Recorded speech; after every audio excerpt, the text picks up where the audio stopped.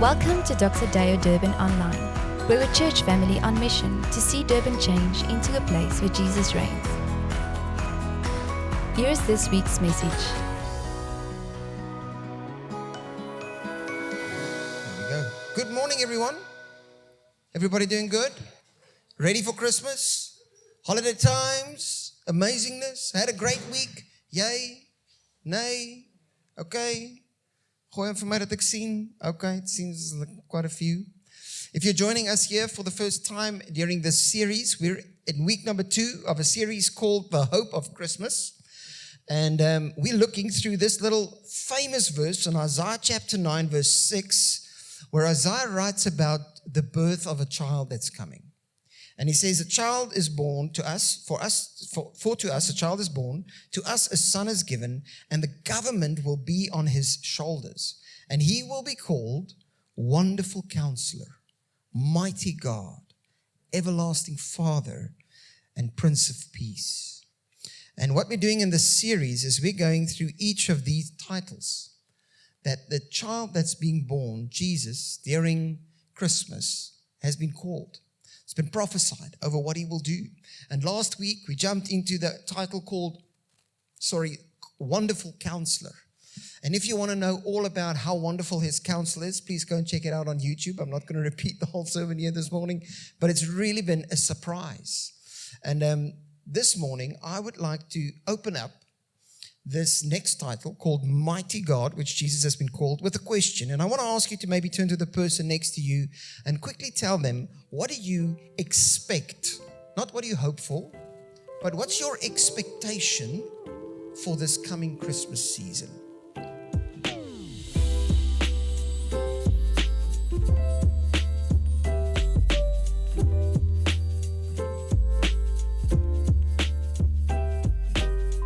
When it comes to our expectations, and especially during Christmas time, it's interesting. Some of us might be sitting here and we have great expectations for Christmas. We are super excited. Yay, family time. Can't wait. I'm going to visit some old friends, some old family. We're going to have an amazing ball of a time. I know some of the kids are thinking great presents are awaiting me. There's wonder in my future. So my expectations is to get the biggest, the best, the brightest present that's waiting for me. And some of us are just excited about the expectation to go and rest, to have a good time of rest. Those who have small kids do not have those expectations. They just have thrown them out the door and they realize it's not going to happen this Christmas. In any case, there's one day when you're going to grow up, your kids are going to be our teenagers, and then you're going to have an amazing time of rest over the holidays. Just some hope for you. Then some of us are sitting here and we have expectations, but our expectations does not look great at all.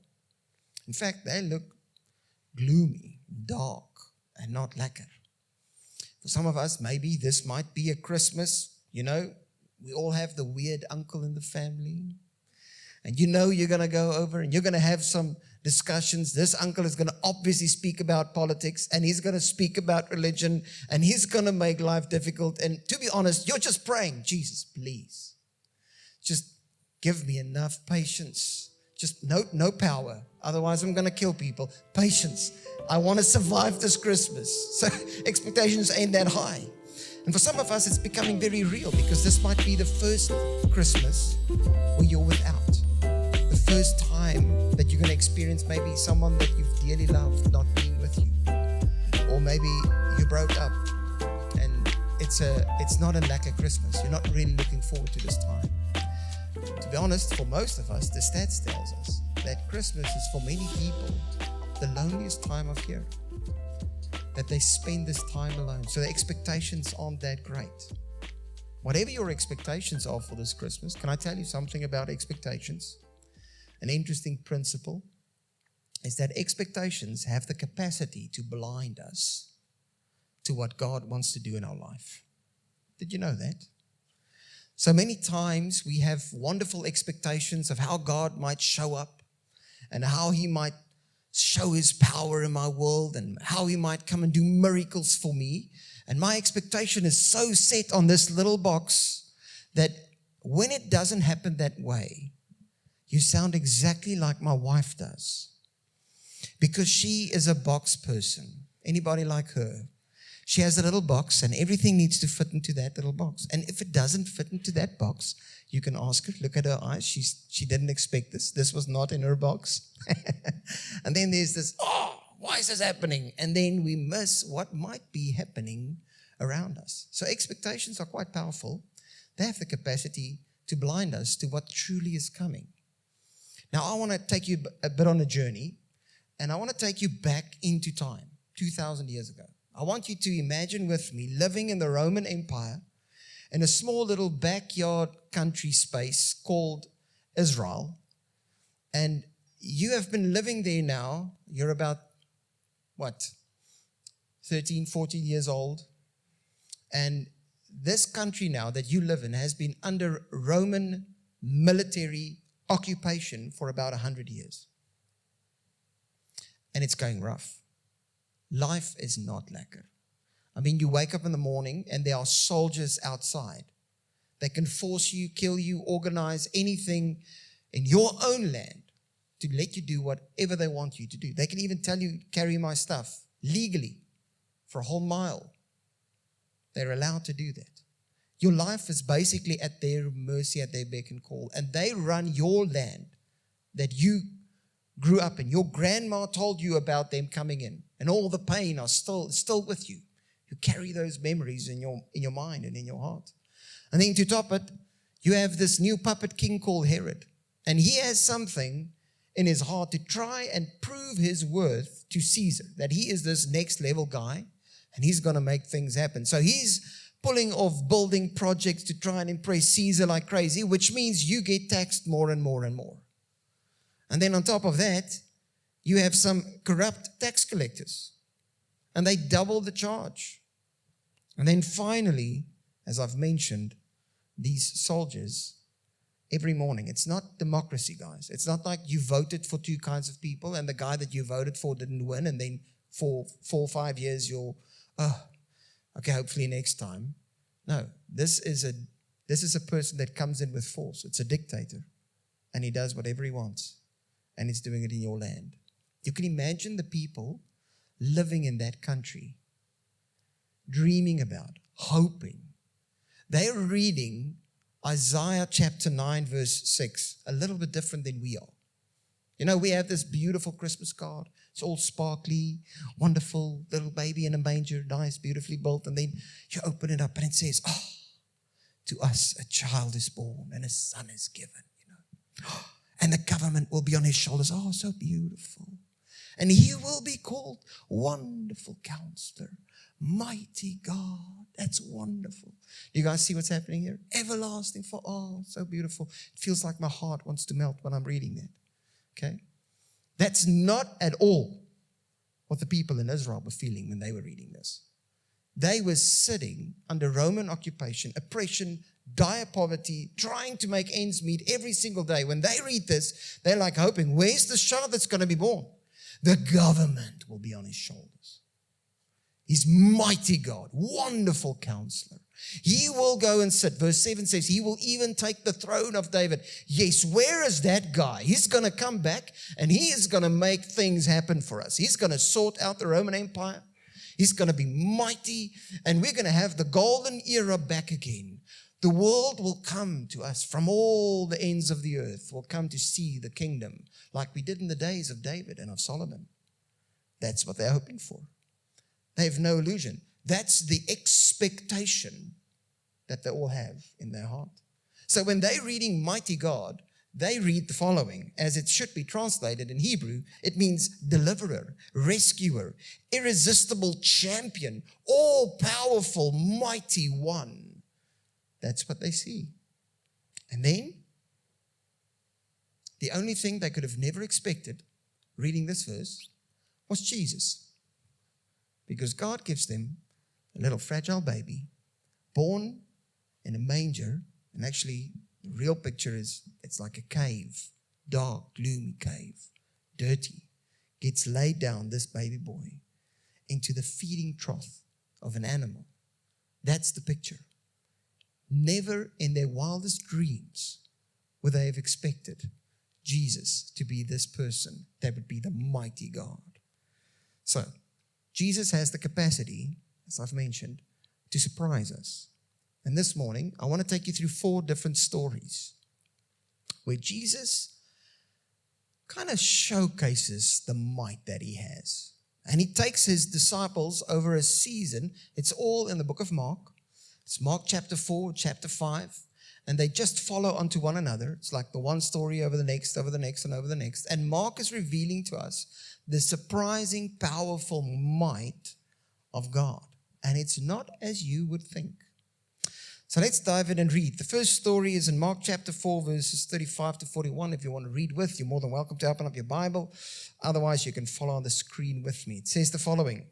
That day, when evening came, Jesus now said to his disciples, "Let us go over to the other side." Leaving the crowd behind, they took him along. Just as he was in the boat, there were also other boats with him. Interesting. A furious squall came up. I'm hoping I'm pronouncing that correct. Okay, thank you very much to the English guys there at the back. Came up, and the waves broke over the boat so that it was nearly swamped. Jesus was in the stern sleeping on a cushion. Okay, crazy. Storm going around, Jesus is sleeping. The disciples woke him up and said to him, "Teacher, don't you care if we drown?" He got up, rebuked the wind, and said to the waves, "Quiet, be still." Then the wind died down, and it was completely calm. He said to his disciples, "Why are you so afraid? Do you still have no faith?" They were terrified, and they asked each other, "Who is this? Even the wind and the waves obey him." And that's our first little story of Jesus showcasing his might. And he makes it very clear in this story. The obvious statement about his might is that he is Lord over nature. He speaks one word, and the winds and the waves obey him. He's great authority. He has creation power. I mean, he is doing what God did in the beginning, and he spoke, and then things happened. And here Jesus is standing, and the wind and the waves obey him. And it's not just him and his few disciples on a boat, which I find very interesting. There were other boats around. There were other guys seeing the same thing happening here. In fact, when Jesus said, "Be still," the word there means this literally from, you would think, many times when people read the story, they think Jesus said, "Be still," and then the wind started dying down. That's not at all what happened. The Hebrew describes it here as the moment Jesus said still, the water was like a mirror. It's like flat, quiet. It's not like, okay, Jesus spoke and then coincidentally the storm started dying down. Oh, what a coincidence. No, it was, he spoke, everything stood to attention. All the chaos around them, order. Everything submits to his voice. He just says it, and it happens. You know, it's so interesting. The disciples didn't expect this. Not at all. In fact, while the storm was raging outside, they came to Jesus unexpectedly, finding him asleep. What's happening? Why are you sleeping? In the middle of the storm, calm like a little baby. And then they wake him up and listen to the words that they use. They say, "Teacher, are you not concerned that we're going to drown?" So they address Jesus as teacher. And then Jesus stands up and he does something they could have never dreamed in their wildest dreams would happen. And he stills the storm with one little word. Never would have expected it. And then right at the end, we see them puzzled, asking the question, who is this guy?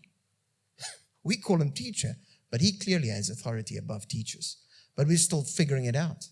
I don't know what's going on. Even the winds and the wave obeys him. Now, what's interesting about this little question, as we see Jesus exercising his authority over the natural realm, is that in the next story, the very next story, we're going to get an answer to that little question.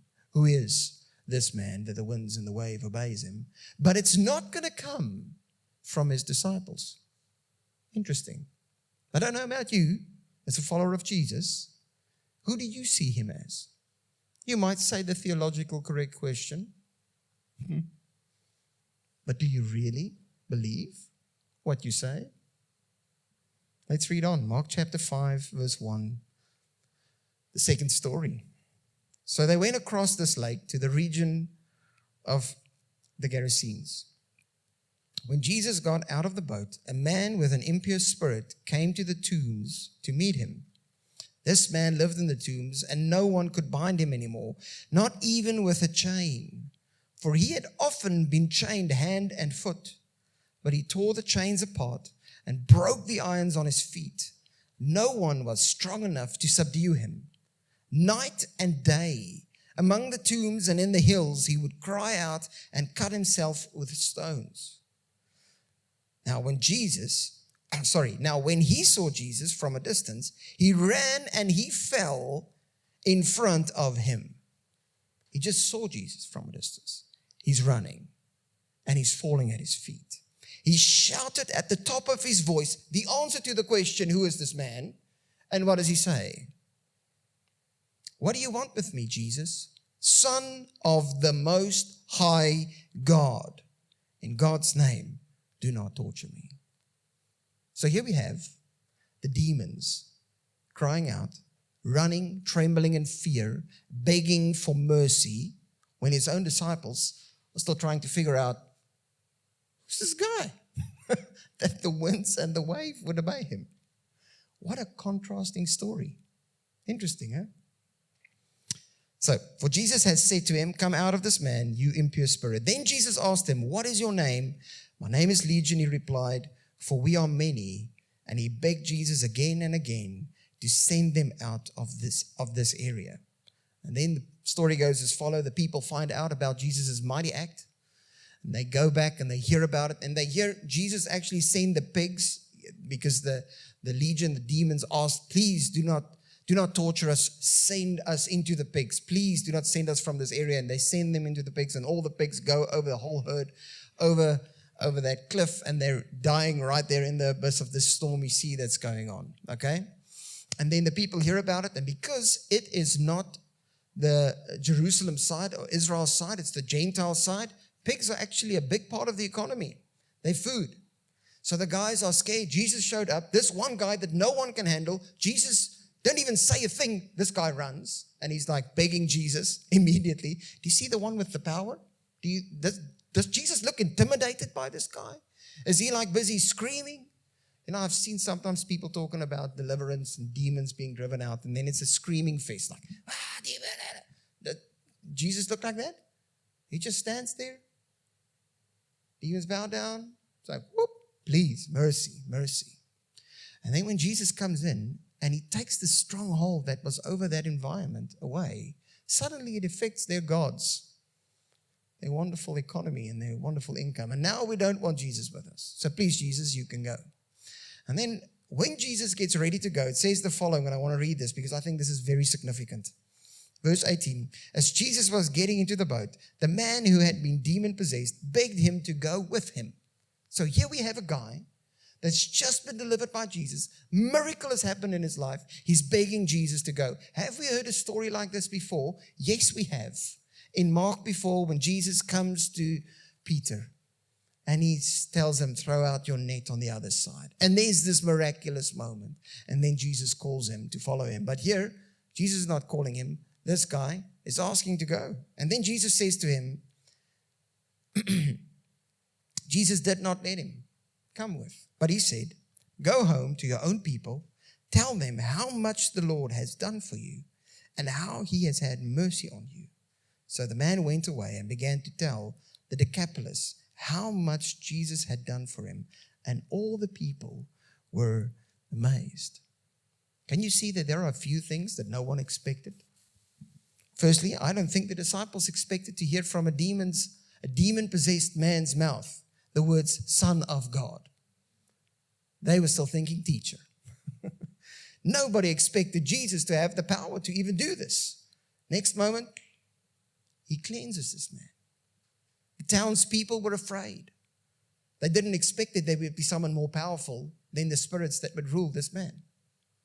And then finally, and the one that I found the most surprising, is Jesus' choice. This demon-possessed man asks, can I come back with you? Jesus says no. Anybody saw that curveball coming? I mean, Jesus just did an amazing miracle. Why isn't this guy coming? Well, let me tell you why.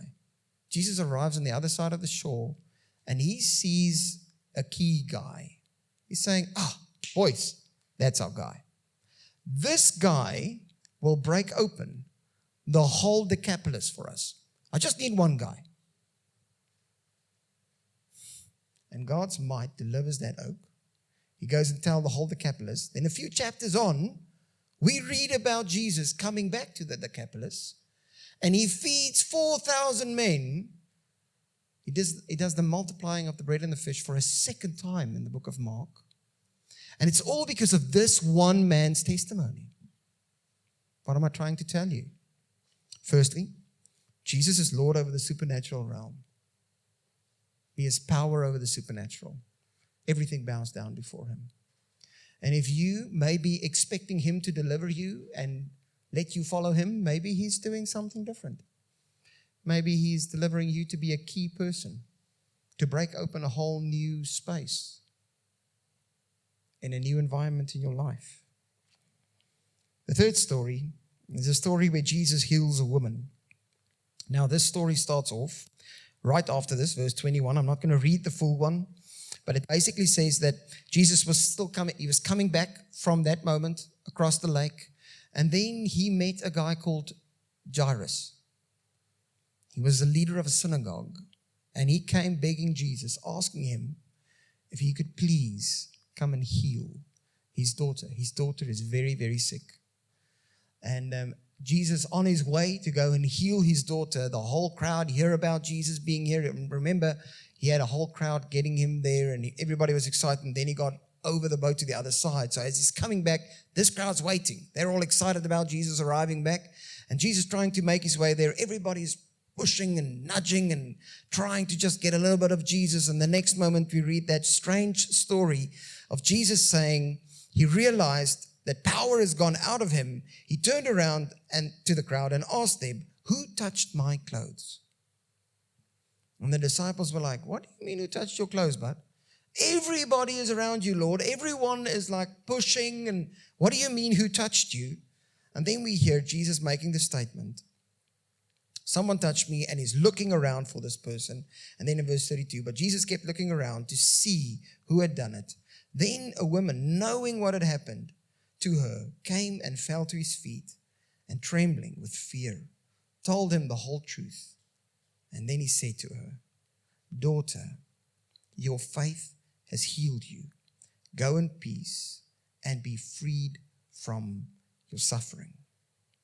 In this little story, this lady was hoping that if I can just touch the garment of the one with power, then maybe Jesus, she touches. She didn't even think Jesus would notice. Oh, Jesus noted. Her expectation was not that he would stop and give her some attention. Her expectation was just, I touch. No personal stuff, just touch. Oh, okay, I'm good. And then Jesus stops the crowd. Jesus stops everything. You know, that day, she was hoping for healing, but she got far more than healing. She got an opportunity where the King of Kings saw her, called her daughter, and he made a statement that your faith has healed you. And he proclaims for the world to see that he is Lord over the physical realm as well. So Lord over the natural, Lord over the spiritual, Lord over the physical. You see the might of God as it's being shown here. And then the last one, we read the following, Mark chapter 5:21. It says, while Jesus was still speaking, some people came from the house of Jairus, the synagogue leader. Your daughter is dead, they said. Why bother the teacher anymore? Now, I don't know if you've ever watched The Chosen, but I think it's so beautifully portrayed in that little story and the depiction of when Jairus finds this out. It's like all of the hope that he had is just gone. See, Jairus' expectation is Jesus can heal my girl. Jesus is going to show him some next level stuff. And at that moment, I don't know if you've ever found yourself in a place like that. You had hope for a certain way. Jesus, I have problems in this relationship. I have problems in my workplace. I have problems here. And my expectation is that you need to either move me or move my boss or bring me a nice husband or bring me a nice wife and sort this and this and this out. And my salary is not high enough, so I'm expecting you need to raise my salary. All of these expectations that we bring, and we limit God with those things. And then the moment the things that we hoped for doesn't happen, everything falls apart. And we're in the shoes of Jairus. And at that moment, I find it so beautifully overhearing what they said. Jesus told Jairus the following. He says, don't be afraid. Just believe. Continue to trust me. I have more than what you think. Don't stop. Even if it looks like everything is over. Even if it looks like and feels like this is the end. I am the end. That's the statement that he's making. Then he went in and only called Peter, James, and John. Didn't even ask all the other disciples to join. He needed to show them some stuff because they're going to start a new movement. And they needed to have faith to see what he's going to be doing. And then he meets the guys crying and wailing. And then it says the following. Why all this commotion and wailing, and chases it out. And he says, this child is not dead, but she's only sleeping. And then after that, he went in, and it reads as following, verse 40. After he put them all out, he took the child's father and mother and the disciples who were with him, those three, and went in where the child was. He took her by the hand and said to her, Talitha cum. That means, little girl, I say to you, get up. And immediately the girl stood up and began to walk around. At this, they were completely astonished. And then he gave strict orders not to let anyone know about this and told them to give her something to eat. That's our last little story. And this story makes the statement that Jesus is Lord over the eternal realm. He has the power over life and over death. His disciples could not even comprehend what was going to happen. So much so that he only chose 3 to go with him. The messengers that arrived and told them, listen, your child is dead. They didn't even fathom Jesus would be able to do this. There was no thought or idea about it. Then the people crying were laughing at Jesus as he's sending them out. No one expected that his power would be able to conquer the ultimate giant standing before all of us, death itself. I don't know where you are today. This is where I would love to conclude. But when you listen to these stories and you see Jesus' might on display, he's Lord over nature. You might think, oh, well, a long back time, the other day, there was a big tsunami story about it. I don't know if you've ever read about it, but tsunami and a village praying that God would spare them. And then they tell the story of how their whole village were protected. All around the village, the water comes over, but all around the village, the water doesn't touch. The only village between all the villages in that arena was not touched by the water and the devastating effects of that tsunami. Like in the 2000s, 2004, if I'm not mistaken, was the story about. Phenomenal. It's real. God has power over nature. He's Lord over the spiritual world. He's Lord over physical. And finally, He's Lord over the eternal world. And I know, so I'm sitting here, for some of us, this is a nice story. For others, this is very challenging. And you might even say, Lorraine, but you don't know where I am.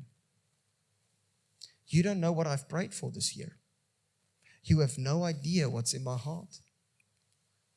And I did not see God's might coming to me like the stories you've just read. Why am I missing this? You don't understand. Now, if that was you, You went through a tough season. All I can say is you're right. I don't fully understand. But what I can say in this one little moment is that He does. He absolutely does. So I was praying to land this. I was thinking about this one little statement. The might of God would come and be displayed in the most unexpected way for each and every one of us when the mighty God Himself, the one that would take David's throne, that one that would deliver us, the one that would basically look like Superman and come and sort out all the Roman empires and all the Roman soldiers, that guy. When He comes down and He willingly decides to die on a cross, to display His might and His power when He's resurrected. Who would have ever expected that? So, during this Christmas season, when you just think about your wonderful counselor and you think about your mighty God, maybe He comes and He surprises you by letting something die that you didn't expect, only so that something new can be reborn in your world.